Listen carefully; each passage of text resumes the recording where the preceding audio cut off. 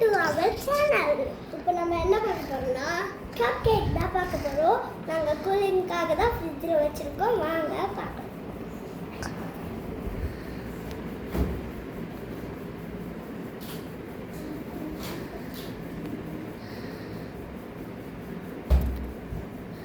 இதுதான் நம்மளோட cup cake. நாங்கள் செஞ்சிட்டோம்.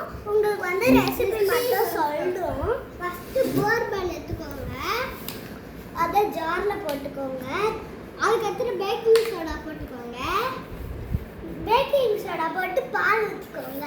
அது மிக்ஸ் பண்ணிக்கோங்க. மிக்ஸ் பண்ணி முடிச்சுட்டு ஒரு பவுலில் வந்து ட்ரான்ஸ்ஃபர் பண்ணிக்கோங்க. அதுக்கப்புறம் பேப்பர் கப்பு, டீ குடிக்கிற கப்பு எடுத்துக்கோங்க.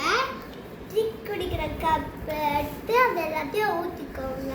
ஊற்றிட்டு இட்லி குண்டால இல்லை அவலில் வேக வச்சுக்கோங்க. அதுக்கு முன்னாடி இட்லி குண்டால தண்ணி ஊற்றிக்கிட்டு நெருப்பு அதை வந்து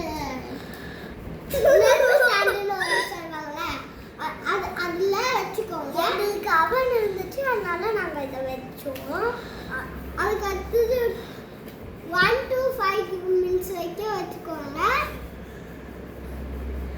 22 hours 25 தங்கச்சிக்கோங்க.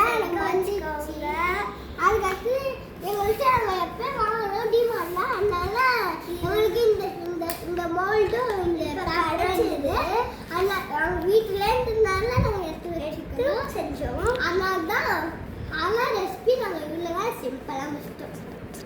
அப்புறமேட்டு அதுக்கப்புறமேட்டு அந்த பழம் குத்துவாங்களே, அது ஸ்பூனு கட்டி வச்சு குத்தி பாருங்க.